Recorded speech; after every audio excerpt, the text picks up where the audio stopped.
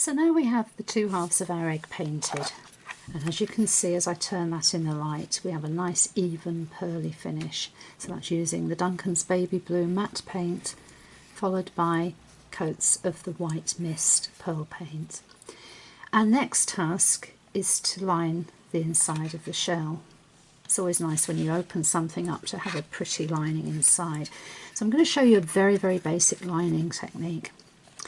I've taken some pale blue polyester satin and I'm going to just place the shell against the satin.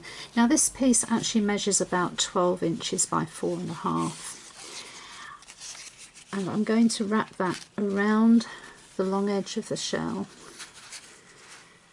and I'm going to allow about 3/4 of an inch or so overlap at each side, and just pinch that so that I can cut that to the right shape. Obviously every egg is going to be different, so I'll just cut that to the right length. One of the things to remember when you're selecting fabric to line your eggs is that the thinner the fabric, the less bulky it will be inside the shell. So a nice fine polysatin is going to work well. A very thick velvet fabric is not going to do a very good job. You can get much finer fabrics such as panne velvet, which create a very pretty lining inside the egg, and I'll show you how to do that another time. So for now, let's just push the eggs to one side and concentrate on our fabric. I'm going to use a fast setting glue. I like to use something on the lines of Yoo-Hoo glue, which dries nice and clear, and I'm going to pipe a line of glue along one short edge on the right side of the fabric. What we're going to do here is create what's known as a dolly bag lining.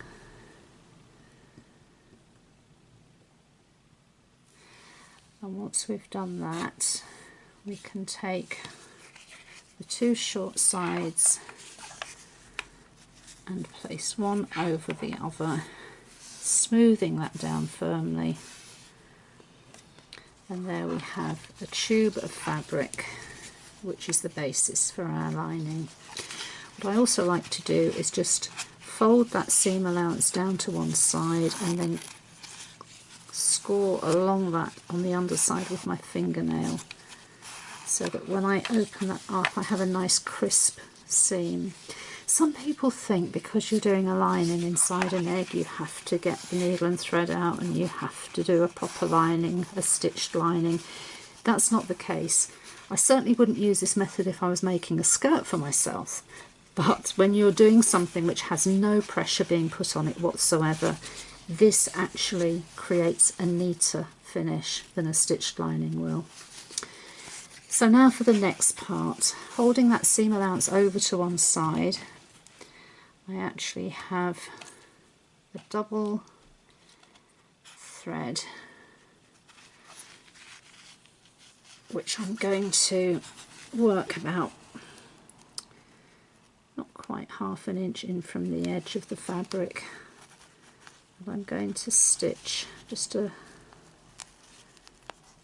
relatively small gathering stitch all the way around one long edge. Now you'll notice that I'm not stitching through a double thickness of fabric here, because what I want to achieve at the end is a circular gathered cluster of fabric in the middle, not an elongated one, which would be the case if I were to do this through a double layer.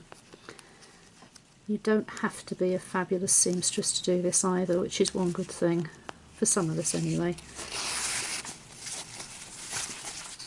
There are other methods of lining which require a lot more skill, such as beautiful smocked linings set with pearls and things like that, but that's something you can work yourself up to. For now, a very simple dolly bag lining is just as efficient, just as pretty. Very, very quick to do as well. So I've now reached the opposite end. I'm going to start to pull up the gathers. What I must be careful of is that I don't allow any of these little wispy bits of fabric to show on the inside. So I'm going to give that a good tug, and I'm going to stitch over and over just to secure those gathers ready for the next stage. Just snip that off. Set that to one side. Now you'd actually do both halves of the egg in exactly the same way. So let's just have a look inside the lining now and see what sort of finish we have. Yep, there's just a little bit there that needs to tuck in. And as you can see, you now have a very neat little gathered rosette of fabric in the centre of your lining. So the next stage is to put that inside the egg. Now, I mentioned before when we were painting about supporting the egg inside with your finger. This time we're going to support the egg underneath in the palm of the hand, so that any pressure we apply downwards onto the shell is being absorbed by your hand and not by the shell itself. Now, I'm just going to remove the nozzle on this because I need a slightly larger amount of glue to come out. So I'm going to put a puddle of glue in the bottom of the egg. Not too much because you don't want it to soak through into the fabric and show on the outside. And then I've decided that my hinge is going to sit at the back of the egg here, so that's where I'm going to position the seam of my fabric. I'm going to just gently press against the shell, against my hand, and just work that rosette of fabric into the glue until that's firmly glued in position.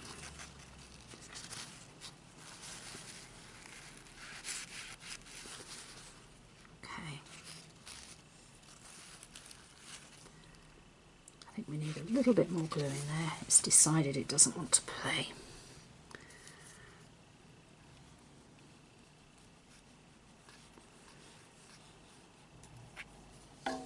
I'll sometimes use something like Aileen's Designer Tacky as well to achieve this.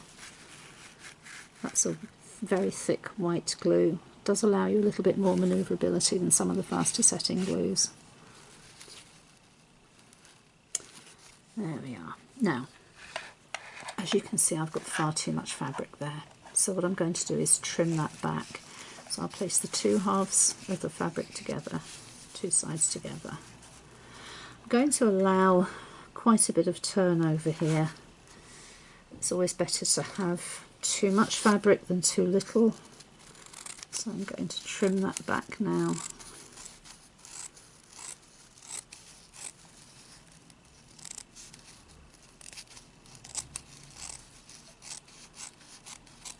And discard the surplus. That's a little bit better. Now, the next stage is to fold over the top edge all the way around. Now, the reason that I'm doing it this way instead of just having the fabric cut flush with the edge of the shell is that I want to have a nice rolled edge on which my cording on the inside is going to be able to sit. Now, I've got into the habit of doing this, and that's to grab the folded edge between these two fingers and pull it gently away from the back of the shell. That way you've got control over the fabric, and with any luck you should be able to proceed.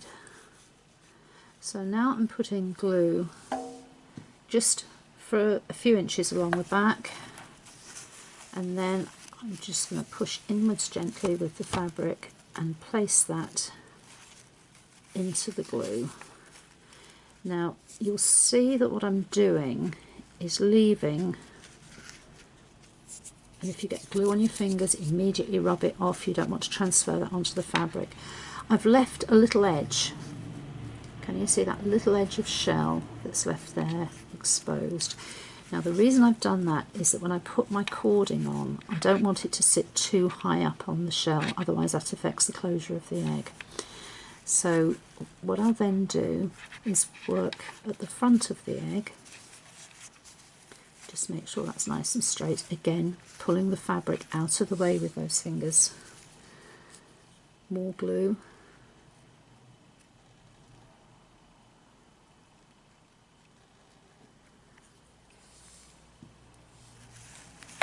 And then position the fabric carefully against that front edge. Now obviously with leaving an additional amount of seam allowance, I have excess fabric for those lovely silky folds. Okay, so what I'm going to do now is I'm going to pull this away, and as with any garment that you make, excess fabric goes into a dart or a pleat, and that's exactly the case with lining your egg. So we'll put some glue down.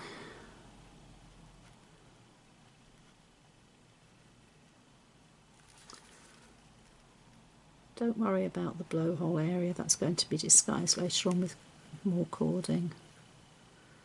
What we need for now is plenty of glue there so that we can secure that fabric. So I'm going to then take it straight in to the blowhole area, and then any excess fabric, this end's not too bad actually, but any excess fabric can then be pleated into position. Oh, I think I managed to get that one just right. Never mind, with any luck there'll be some extra at the other end I can show you. So let's just turn that round, and again just move the fabric out of the way so that we can apply the glue. And there we are.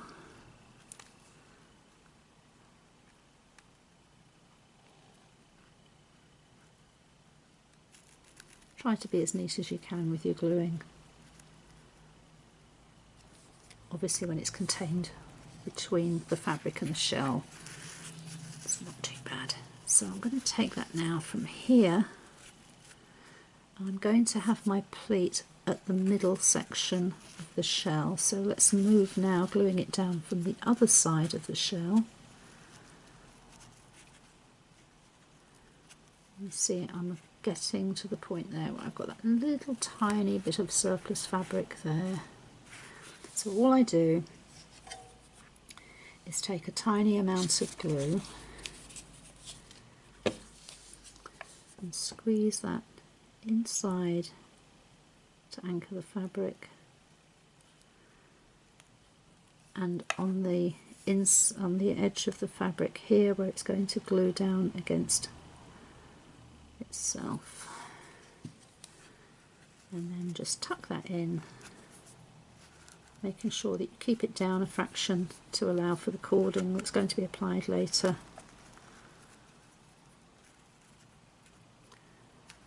And firm that into position. So there you have one half of your egg, nicely lined with fabric. You can, if you want, show more of that rosette, but I think it's nice just to have that little bit of fold coming over there. And how pretty is that? And how simple is that? There we are.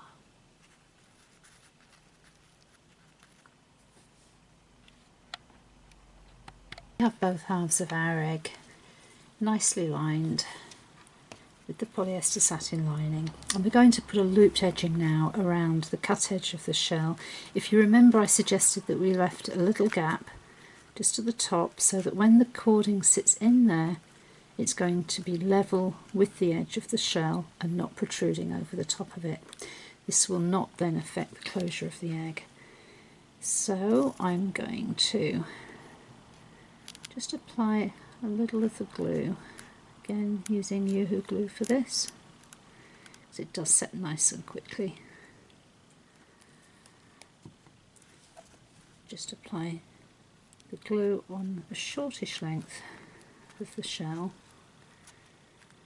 and then gently ease the cording into that glue. Just turn that around, pull the cord away so that it doesn't get covered in glue by mistake. There we are. Just taking that around.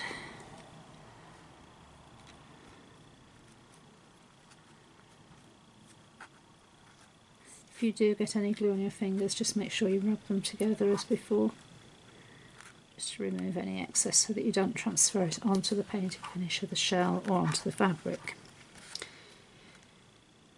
A little more glue.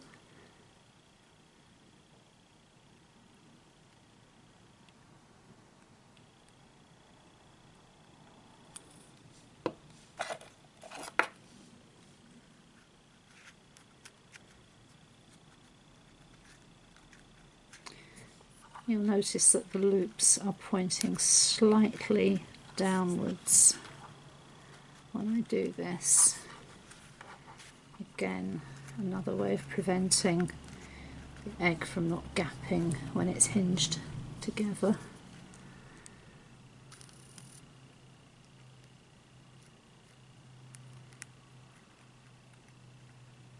There we are, nearly done.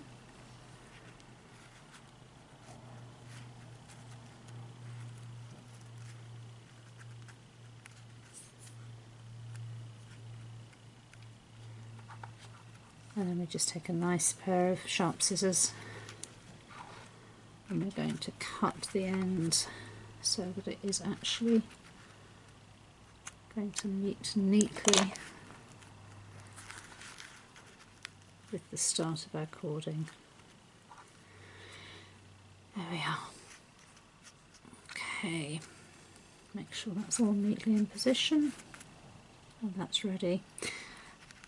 And then we're going to do the top half. So we'll start again at the point where the seam allowance is.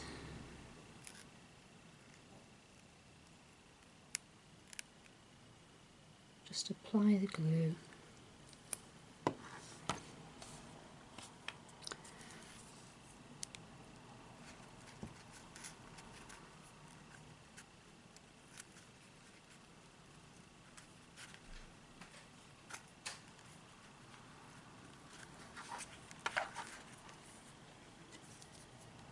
And there we have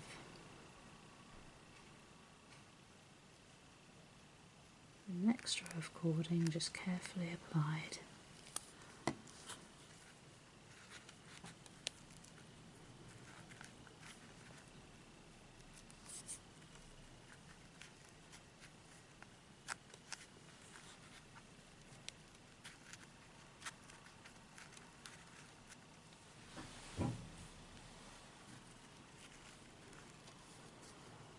A bit more.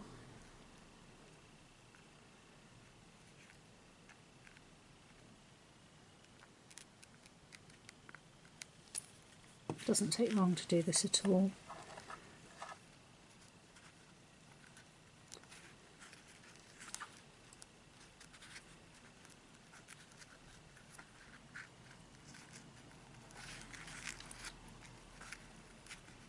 Make sure that's thoroughly glued. You can always go back and tuck a little bit of glue in under the cording if it's not secured properly. But I think we've managed to achieve that. And then a nice neat cut. And there we have the two halves of the egg neatly corded, ready for the next stage.